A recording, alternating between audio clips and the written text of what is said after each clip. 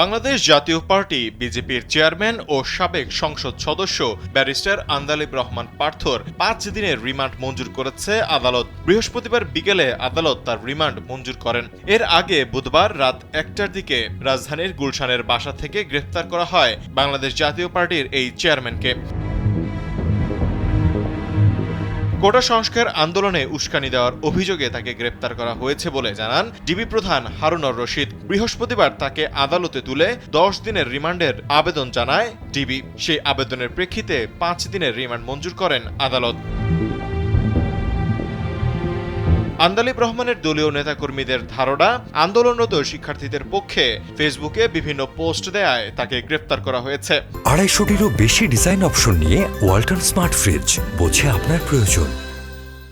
এর আগে বিএনপি মহাসচিব মির্জা ফখরুল ইসলাম আলমগীর দাবি করেন, সাবেক সংসদ সদস্য ব্যারিস্টার আন্দালিব রহমান পার্থকে বাসা থেকে তুলে নিয়ে গেছে আইনশৃঙ্খলা বাহিনী। এই ঘটনায় নিন্দা জানিয়ে বিবৃতিও দেন মির্জা ফখরুল।